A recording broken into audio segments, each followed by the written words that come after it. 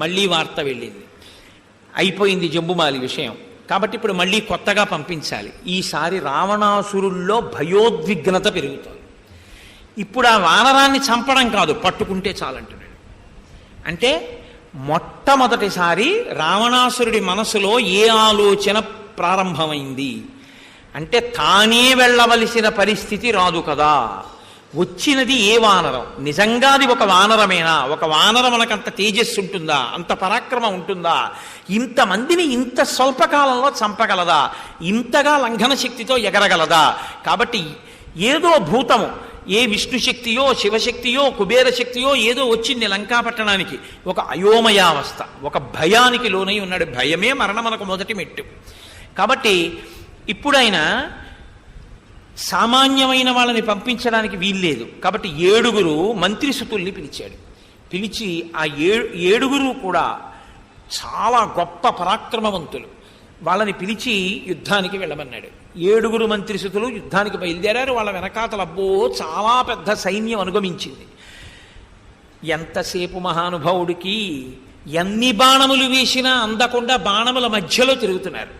ఏదో చుక్కలు పెట్టి ముగ్గు గీస్తారే అలా అందకుండా వాటి మధ్య తిరిగారు. ఆడుకున్నంతసేపు ఆడుకున్నారు. తలీనాభ్యహనత్కాంశ్చి పాదైకాంశ్చిత్ పరంతప ముష్టినాభ్యహనత్కాంశ్చి నఖైకాంశ్చిత్ తదారయత్. ప్రథమ ఆయన వాల్మీకి మహర్షి అంటారు, తలీనాభ్యహనత్కాంశ్చి పాదైకాంశ్చిత్ పరంతప ముష్టినాభ్యహనత్కాంశ్చి నఖైకాంశ్చిత్ తదారయత్. కొంతమందిని, కొన్ని వేల మందిని ఏకకాలంలో తన బలమైనటువంటి గోళ్లతో గుండెలు చీల్చి చంపేశారు. చాలామందిని తన యొక్క దంతములతో కొరికి చంపేశారు.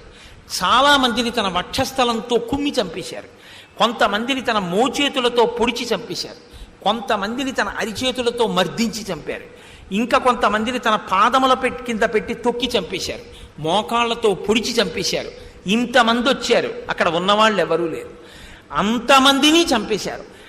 పైగా ఆయన ఒక్కసారి కీచిత్తస్య నినాదేనా తత్రైవ పతితాభువి, ఆయన తొడలు చరిచి ఒక మహానాదం చేస్తే ఆకాశంలో ఎగిరిపోతున్నటువంటి పక్షులు కూడా గుండెలు బద్దలై కింద పడిపోయాయి.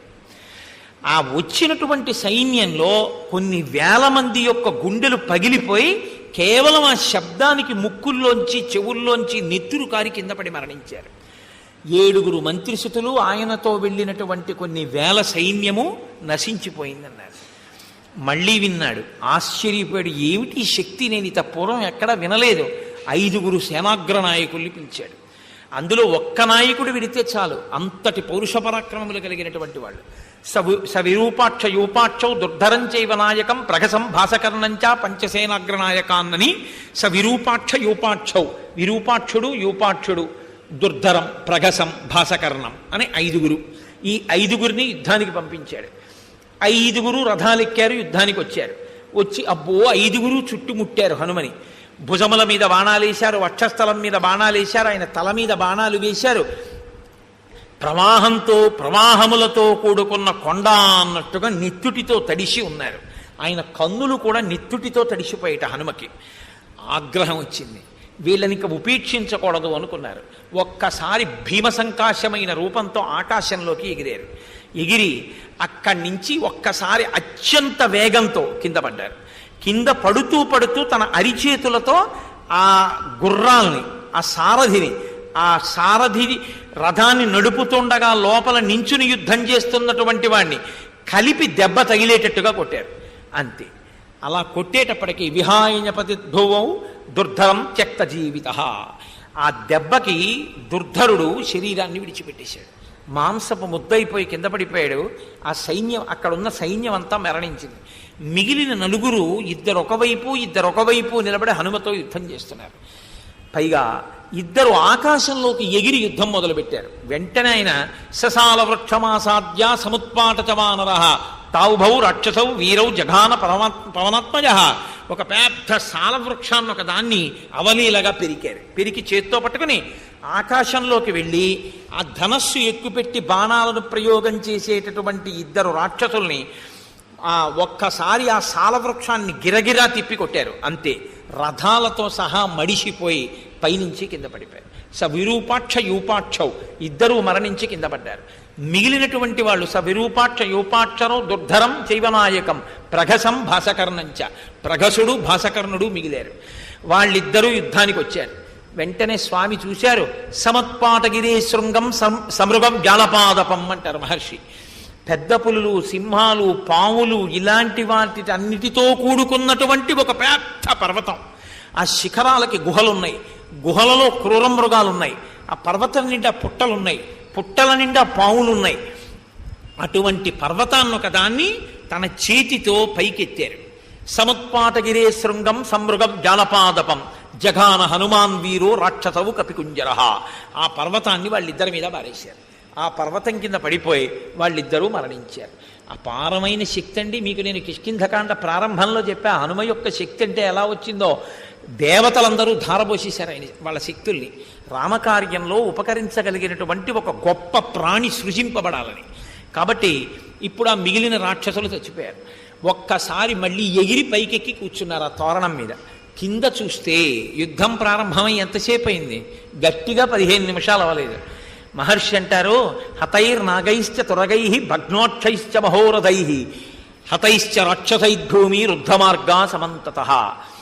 తొండాలు తెగిపోయినటువంటి ఏనుగులు, కుంభస్థలాలు బద్దలైపోయినటువంటి ఏనుగులు, పొట్టలు చీలుకుపోయినటువంటి గుర్రాలు, నేల కొరిగిపోయినటువంటి రథాలు, ముద్దలైపోయినటువంటి శవాలు, నెత్తురు కాల్వల కింద ప్రవహిస్తోంది నురగలతోటి. ఎక్కడ లేని గ్రద్దలు, రాబందులు అన్నీ ఒక్కసారి అశోకవనం అంతా వచ్చేసాయి. అమంగళకరంగా పీనుగుల ముద్దలతో అశోకవనం అంతా నిండిపోయింది. అంత గొప్ప యుద్ధం చేశారు. ఆఖరికి 5 సేనాగ్రనాయకులు కూడా మరణించారు అన్నారు. మళ్ళీ రావణాసురుడికి వార్త వెళ్ళింది. కూర్చుని ఉన్నాడు సింహాసనం మీద, చాలా దిగులు పడ్డాడు.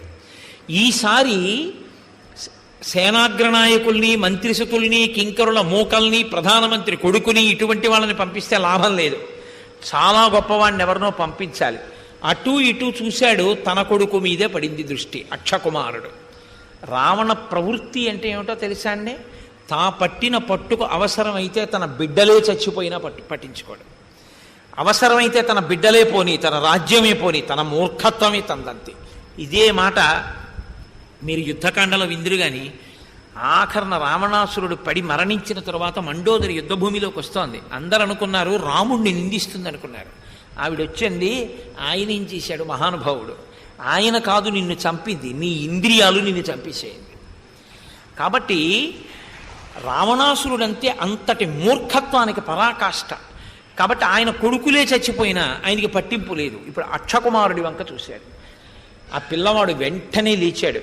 మహర్షి అంటారు, యజ్ఞంలో అగ్ని జ్వాల పైకి లేస్తుండగా అందులోకి ఆజ్యధార ఎక్కువ పోశారనుకోండి, ఒక్కసారి జ్వాల లేస్తాం. అసలు ఆ యజ్ఞం చేయడం, ఆ హోమం చేయడం ఒక అందమైన ప్రక్రియ. ఎలా పడితే అలా చేయకూడదు.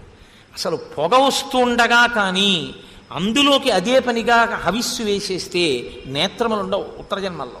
అలా వేయకూడదు. జ్వాల ఉండాలి. జ్వాల ఉంటేనే వెయ్యాలి. ఆ జ్వాల ఉన్నప్పుడు హోమం చేసేటప్పుడు మంత్రం చెప్పేవాళ్ళు చెరువు అంటారు. చెరువు అంటే హవిస్సు. హవిస్సు ఇచ్చేటటువంటి వాళ్ళు ఆజ్యం అంటే నెయ్యి ఇచ్చేవాళ్ళు. ఈ ముగ్గురిది ఏకీకృతం అవ్వాలి, ఒక్కటిగా నిలబడాలి. వాళ్ళు నమో నారాయణాయ స్వాహ అనేటప్పటికీ ఈయన ఆజ్యం వెయ్యాలి, ఆయన చెరువు వెయ్యాలి. చెరువు అంటే హవిష్యం, ఆ పదార్థం వెయ్యాలి. ఏకకాలంలో స్వాహాకారము ఇది కూడా పడిపోవాలి. మీరు చాలా చోట్ల మనం చూస్తుంటాం, ఆయన స్వాహ అని చెప్పేస్తుంటాడు. ఏదో నమో నారాయణాయ స్వాహ, కుబేరాయ స్వాహ, ఇంద్రాయ స్వాహ, ఓ దేవతల పేర్లు చెప్తారు. మీరు సమంత్రకంగా దేవతల పేర్లు చెప్తే వాళ్ళు వచ్చి చేయి చాపుతారు. ఏది హవిస్సేది, నెయ్యేది? దేవతల్ని అవమానించినట్టు అవుతుంది. స్వాహాకారం చెప్పినప్పుడు మంత్రానికి అందుకుని హవిస్సు వేసే వాళ్ళని పెట్టుకోవాలి, పెట్టుకుని యజ్ఞం చెయ్యాలి, ఓ హోమం చేయాలి. అంతేగాని హోమం చేశామంటే చేశామని హోమం చేయకూడదు. ఎప్పుడూను జ్వాల చూసుకుంటూ ఉండాలి, జ్వాల రగులుతూ ఉండాలి. సుహుతంబులయ్య శిఖులున్ కళ్యాణమిక్కాలమున్నంటారు పోతన గారు. ఆ అగ్ని జ్వాల ఎంత లేస్తే అంత మంగళకరం. అగ్నిజ్వాల ఒక్కసారి పైకి లేచి కిందకి దిగిందనుకోండి అమంగళకరం, ఏదో అశుభం వస్తోంది అని నిమిత్తం. మీకు నేను బాలకాండలో చెప్పాను దీని గురించి. రాక్షసులు వచ్చే ముందు అగ్నిహోత్రం ఒక్కసారి పైకి లేచి జ్వాల దిగుతుంది. శ్రీరామాయణంలో చెప్పని విషయాలు ఏమి ఉండవు, శ్రీరామాయణంలో సమస్తము చెప్తారు. కాబట్టి ఇప్పుడు ఆజ్యధార వేస్తే అగ్నిహోత్రంలో అగ్నిహోత్రం ఎలా పైకి లేస్తుందో అలా లేచాడు అక్షకుమారుడు. లేచి రథాన్ని పూంచుకుని హనుమ మీదకి వచ్చారు. చిన్న పిల్లవాడు, ఆయనేం పెద్ద వయస్సున్నవాడు కాడు. హనుమతో యుద్ధం చేస్తున్నారు. ఎంత గురి చూసి లక్ష్యాన్ని కొట్టవచ్చో అంత గురి చూసి బాణప్రయోగం చేస్తున్నాడు. ఇప్పుడు ఆ పిల్లవాడు లాఘవంతో వేసేటటువంటి బాణములకు చిక్కకుండా ఆ బాణముల మధ్యలో హనుమ తిరుగుతున్నారు. తిరుగుతూ తిరుగుతూ వచ్చి ఒక్కసారి ఆయన రథాన్నంతటినీ తన అరిచేత్తో కొట్టారు. ఇప్పటి వరకు హనుమ అరిచేత్తో కొడితే తప్పుకున్నవాడు లేడు, దాంతోపాటే మరణించారు. కానీ అక్షకుమారుడు మాత్రం రథంలోంచి తప్పుకుని అంతే వేగంతో ఆకాశంలోకి ఎగిరిపోయాడు. హనుమ కూడా మళ్ళీ ఆకాశంలోకి వెళ్ళారు. ఆయన ఈయన్ని గురి చూసి బాణాలు వేస్తున్నారు. ఆయనకి సంతోషంగా ఉంది, చిన్న పిల్లవాడు ఎంత గొప్ప యుద్ధం చేస్తున్నాడని. కానీ ఏదో రామరాయల వారి గురించి చెప్తూ ఓ మాట అంటారు, ముదుసలి ఇంటి దీపమని ముద్దుడు మూర్ఖుడు కాడు అని. మా ఇంటి దీపమే కదా ఎంత బాగా వెలుగుతోందో అని ముద్దెట్టుకుంటే మూతి కాలిపోతుంది.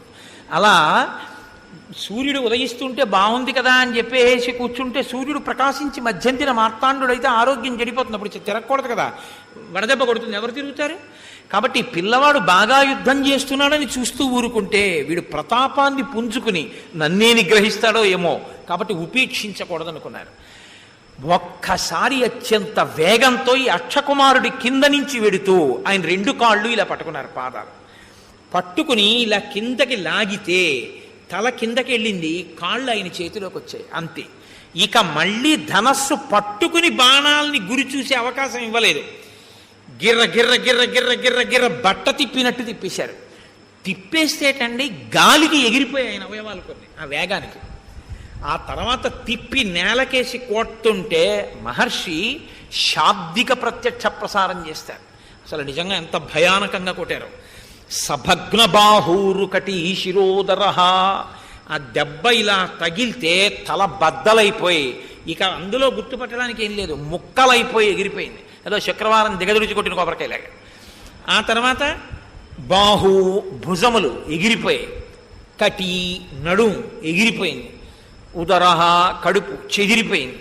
ఇలా కొట్టేసి కొట్టేసి కొట్టేసిన తర్వాత రెండు పాదాలు ఆయన చేతిలో ఉన్నాయి, విసిరవతల పారేశారు మొక్కజొన్న కండిల్లాగా, అంతే ఎగిరిపోయాడు. సభగ్నబాహూరు కటీ శిరోదర చరన్న సృజ్నిర్మధితాస్తిలోచన హతక్షితౌ వాయుసుతేన రాక్షస.